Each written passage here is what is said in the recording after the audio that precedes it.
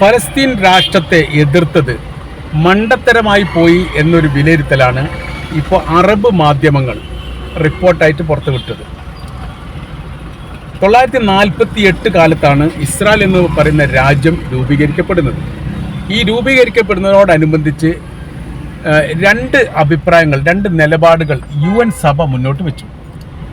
ഒന്ന്, ചില ദേശങ്ങളും ചില ഭാഗങ്ങളും ഇസ്രായേലിന് വിട്ടുകൊടുത്തുകൊണ്ട് ആ രാജ്യം സ്വതന്ത്രമാകാൻ വേണ്ടിയിട്ടുള്ള സാഹചര്യങ്ങൾ സൃഷ്ടിക്കുക എന്നുള്ളതാണ് ഇതിൽ പ്രധാനമായിരിക്കുന്ന ഒരു കാര്യം. പ്രദേശം വിട്ടുകൊടുത്തുകൊണ്ട് ഇസ്രായേൽ രാജ്യം സ്ഥാപിക്കുന്നതിനോടനുബന്ധിച്ച് തന്നെ പാലസ്തീൻ എന്ന് പറയുന്ന രാജ്യം സ്ഥാപിക്കണം എന്നുള്ള അഭിപ്രായം UN മുന്നോട്ട് വെച്ചു. അതിന് എതിർപ്പില്ല എന്ന് അന്ന് ഇസ്രായേൽ പറയുകയും ചെയ്തു.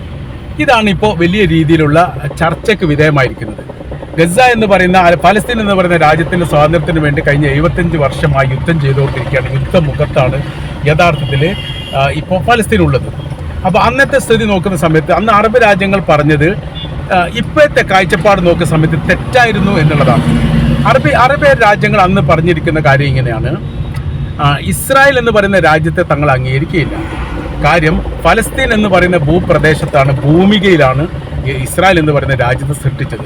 അതുകൊണ്ട് അവിടെ നിന്ന് ഒഴിഞ്ഞു പോവുക, അവരെ രാജ്യമായിട്ട് തങ്ങൾ അംഗീകരിക്കില്ലെന്നും അവരുമായി തങ്ങൾ യുദ്ധത്തിലേർപ്പെടും എന്നുള്ള ഒരു ഭീഷണിയും കൂടിയായിരുന്നു അന്നുണ്ടായിരുന്നത്. അത് വീണ്ടും ആവർത്തിക്കപ്പെട്ടു എന്നുള്ളതാണ്. ഫലസ്തീനെ രാഷ്ട്രമാക്കി നൽകാം, ഇസ്രായേലും രാഷ്ട്രമാവട്ടെ. രണ്ട് രാജ്യമായി കഴിഞ്ഞാൽ അതിൻ്റെ ഏറ്റവും വലിയ ഗുണം എന്ന് പറഞ്ഞാൽ ഉള്ള പ്രദേശവും ഉള്ള ദേശവും സംരക്ഷിക്കപ്പെടും.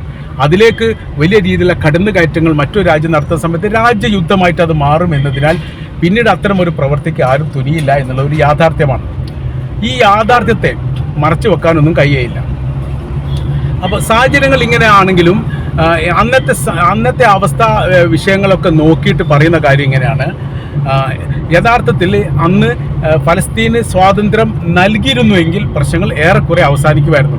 നൽകാത്തതിൻ്റെ കാര്യം അതിൻ്റെ വിശദീകരണത്തിൽ ഇങ്ങനെ പറയുന്നു: ഫലസ്തീൻ്റെ ഭൂമിയിലാണ് ഇസ്രായേൽ നിലകൊള്ളുന്നത്, തങ്ങൾക്ക് അത് അംഗീകരിക്കാൻ വേണ്ടി സാധിക്കില്ല. ആ ഒരു കാര്യമാണ് അറബ് രാജ്യങ്ങൾ മുന്നോട്ട് വെച്ചത്.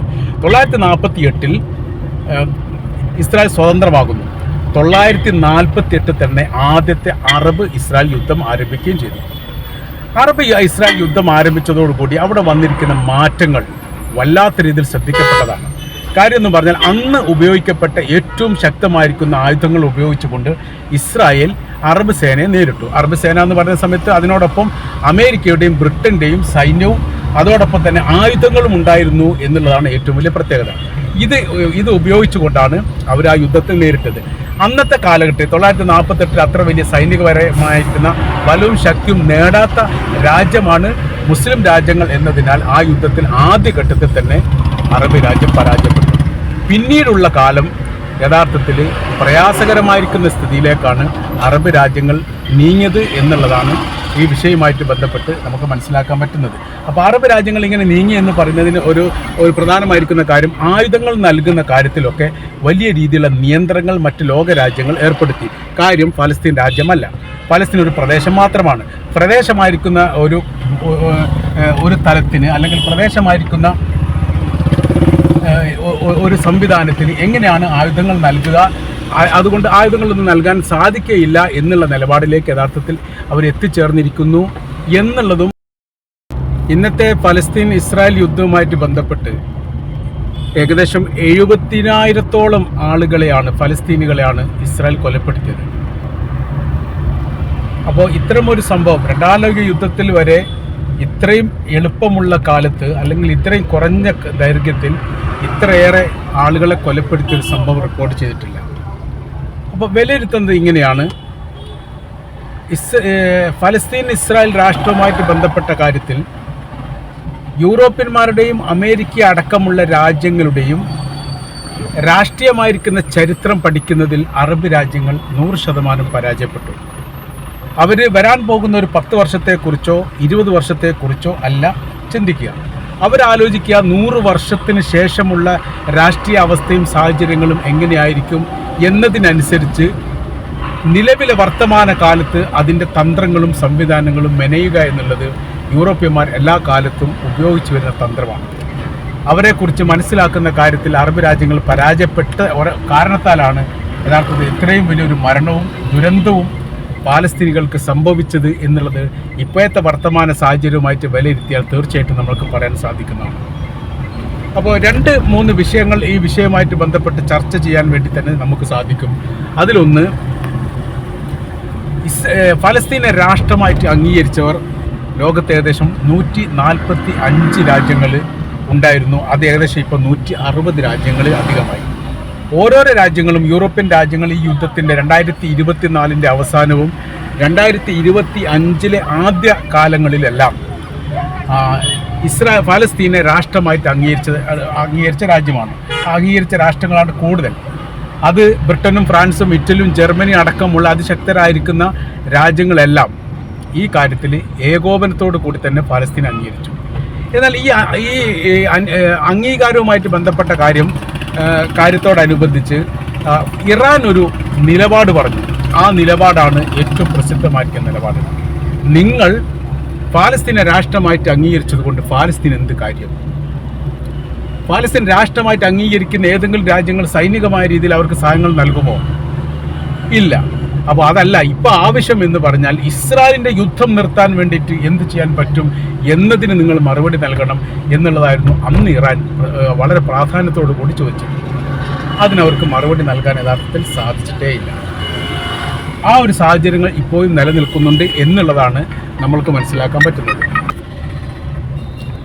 ഇറാൻ്റെ നിലപാടുകളാണ് എല്ലാ കാലത്തും ചർച്ച ചെയ്യുന്നത്. അവർ പറയുന്നതാണ് യാഥാർത്ഥ്യമായിട്ട് അവസാനം വരാറുള്ളത്. അപ്പോൾ ഇപ്പോൾ രാഷ്ട്രമായിട്ട് പ്രഖ്യാപിച്ച ബ്രിട്ടന്, ഫ്രാൻസ്, ഇറ്റലി, ജർമ്മനി അടക്കം യൂറോപ്യൻ രാജ്യങ്ങളോ ആഫ്രിക്കൻ രാജ്യങ്ങളോ മറ്റു മുസ്ലിം രാജ്യങ്ങളോ ഗസയെ സഹായിക്കാനില്ല. ഗസയിൽ നിന്ന് ആളുകളെ ഇസ്രായേൽ തന്ത്രപരമായ രീതിയിൽ ആഫ്രിക്കയിലേക്ക് പോലും കയറ്റുന്നുണ്ട് എന്ന റിപ്പോർട്ട് ഇപ്പോൾ പുറത്തു വന്നു. അപ്പോൾ ഈ കാര്യത്തിലൊന്നും സഹായങ്ങൾ നൽകാതെ രാജ്യമായിട്ട് പ്രഖ്യാപിച്ചു എന്ന് പറയുന്നതിൽ യാതൊരു അർത്ഥവുമില്ല. അതൊരു വെറുതെ ഒരു സംസാരത്തിൻ്റെ അപ്പുറം, ഒരു വ്യക്തിയോട് സംസാരിക്കുന്നതിനപ്പുറമായ രീതിയിൽ ഗൗരവപരമായിരിക്കുന്ന ഒരു കാര്യവും അതിലില്ല എന്നുള്ള ഒരു യാഥാർത്ഥ്യമാണ്. അപ്പോൾ ഫലസ്തീനുകളെ സംബന്ധിച്ചിടത്തോളം അല്ലെങ്കിൽ ഗസക്കാരെ സംബന്ധിച്ചിടത്തോളം അവരുടെ ദുരിതങ്ങളും അവരുടെ പ്രയാസങ്ങളും ഇപ്പോഴും അസ്തമിച്ചിട്ടില്ല. അതിപ്പോഴും അങ്ങനെ തന്നെ തുടരുകയാണ്.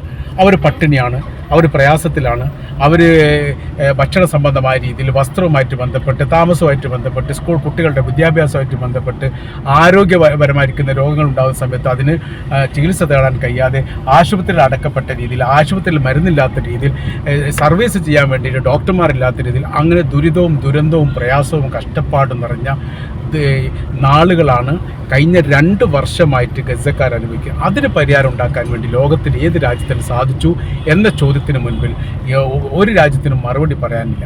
അതുകൊണ്ട് നിങ്ങൾ അംഗീകരിക്കല്ല വേണ്ട. ഇപ്പോൾ ചെയ്യേണ്ടത് ഗസക്കാർക്ക് ഇസ്രായേലിൻ്റെ പ്രതിരോധം തകർത്തുകൊണ്ട് അവർക്ക് ഭക്ഷണം എത്തിക്കാൻ വേണ്ടി ലോകത്തിലെ ഏത് സൈനിക രാജ്യം മുന്നോട്ട് വരും എന്നാണ് ഇറാൻ ചോദിച്ചത്. ആ ചോദ്യത്തിൽ ഇപ്പോഴും യൂറോപ്യന്മാർക്ക് ഉത്തരം പറയാൻ കഴിഞ്ഞിട്ടില്ല എന്നുള്ളത് അതിൻ്റെ ഒരു യാഥാർത്ഥ്യമാണ്. അപ്പോൾ സാഹചര്യങ്ങൾ സങ്കീർണമാണ്. ചെറിയ വിഷയത്തിലൊന്നുമല്ല ഇപ്പം നിൽക്കുന്നത്. കാര്യം എന്ന് പറഞ്ഞാൽ ഇന്ന് കണ്ടവരെ നാളെ കാണുന്നില്ല എന്ന സ്ഥിതിയിലാണ്. കുടുംബങ്ങളും സൗഹൃദങ്ങളും ബന്ധങ്ങളും പരസ്പരം ചെതറപ്പെട്ടു പോയിരിക്കുന്നു. ആർക്കും അങ്ങോട്ടും ഇങ്ങോട്ടും ആളുകളെ മനസ്സിലാവാത്ത സ്ഥിതിയിലേക്ക് വന്നിരിക്കുന്നു. മക്കളെ തരുന്ന പിതാവിനെയും, പിതാവ് തരുന്ന മക്കളെയും, ഭാര്യയെ തരുന്ന ഭർത്താവിനെയും, സഹോദരന്മാർ അങ്ങോട്ടും ഇങ്ങോട്ടും തരുന്ന ഒരു ദയനീയ കാഴ്ചയാണ് യഥാർത്ഥത്തിൽ ഇപ്പോൾ ഗസയിൽ കണ്ടുകൊണ്ടിരിക്കുന്നത്. അതിനൊക്കെ ഒരു പ്രതിഫലം. ഇത് 21-ാം നൂറ്റാണ്ടിലാണ് ജീവിക്കുന്നത്. ഇവിടെ നടക്കുന്നത് സൈനികരും തമ്മിലും രാജ്യവും തമ്മിലുള്ള യുദ്ധമല്ല, ഒരു സൈനിക ട്രോപ്പും ഒരു മഹാരാജ്യവും തമ്മിലുള്ള യുദ്ധമാണ്. നേരിട്ട് ഏറ്റുമുട്ടിയിട്ട് കൊലപ്പെടുത്തുക അത് സ്വാഭാവികം, അങ്ങനെ ചെയ്തോട്ടെ, അത് പ്രശ്നമല്ല. പക്ഷേ അവർ യഥാർത്ഥത്തിൽ ആക്രമിക്കുന്നതും യുദ്ധം ചെയ്യുന്നതും പോരാട്ടം നടത്തുന്നതൊന്നും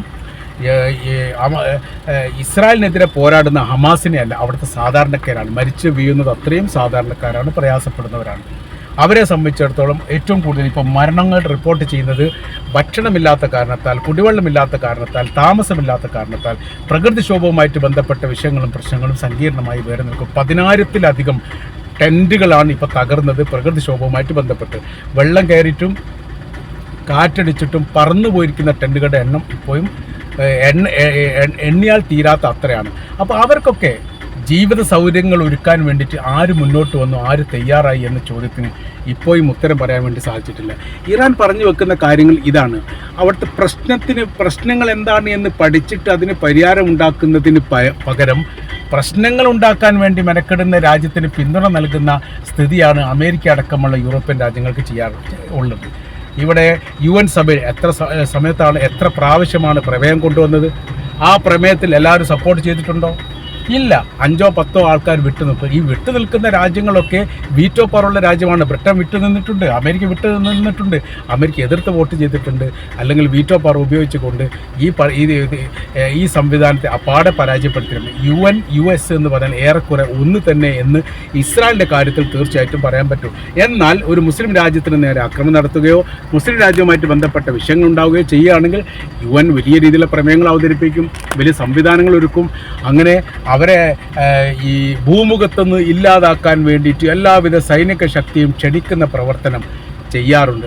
ഇറാഖിൽ കണ്ടതാണ്, ലിബിയയിൽ കണ്ടതാണ്, ഈജിപ്തിൽ കണ്ടതാണ്. ഒരു പരിധി വരെ UN നേരിട്ട് നേതൃത്വം നൽകുന്നില്ലെങ്കിൽ പോലും അമേരിക്കക്കെതിരെ വലിയ പ്രമേയം അവതരിപ്പിച്ചുകൊണ്ട് അത് പാസ്സാക്കിയെടുക്കാനൊന്നും UN സഭയ്ക്ക് സാധിക്കുകയില്ല.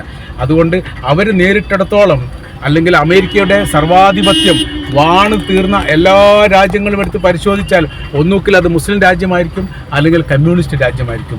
ഈ 2 രാജ്യത്തിനപ്പുറം ഏതെങ്കിലും മുതലാളിത്ത രാജ്യത്തിനോ യൂറോപ്യൻ രാജ്യങ്ങൾക്കെതിരെയോ ഏതെങ്കിലും പ്രമേയം അവതരിപ്പിച്ചുകൊണ്ട് അത് പാസ്സാക്കിയെടുത്ത് അതിന് ന്യായപരമായിരിക്കുന്ന ഒരു നടപടിക്രമങ്ങളിലേക്ക് എത്തിച്ച ഒരു സംഭവം നിലവിലെ സാഹചര്യത്തിൽ റിപ്പോർട്ട് ചെയ്യാനില്ല എന്നുള്ളതൊരു യാഥാർത്ഥ്യമാണ്. അപ്പോൾ നമ്മൾ പറഞ്ഞു വരുന്ന കാര്യം, പാലസ്തീനുമായിട്ട് ബന്ധപ്പെട്ട വിഷയത്തിൽ നീതി കിട്ടണമെങ്കിൽ ആദ്യം ചെയ്യേണ്ടത് ആ രാജ്യം സ്വതന്ത്രമാവുക, സ്വാതന്ത്ര്യത്തിന് വേണ്ടി പിന്തുണ നൽകുക എന്നുള്ളതല്ല, ഇസ്രായേലിൻ്റെ കടന്നാക്രമത്തെ ചെറുക്കുകയും ആ കടന്നാക്രമത്തെ തടയുകയും ചെയ്യുക എന്നുള്ളതാണ്. ഇതിനാര് മുന്നോട്ട് വരും ഈ പ്രഖ്യാപനം നടത്താൻ എന്ന പ്രസക്തമായിരിക്കുന്ന ഇറാൻ്റെ ചോദ്യം ഇപ്പോഴും ഉത്തരം കിട്ടാതെ നിലനിൽക്കുന്നു എന്നുള്ളതാണ് ഇതിൻ്റെ യഥാർത്ഥമായിരിക്കുന്ന സത്യം.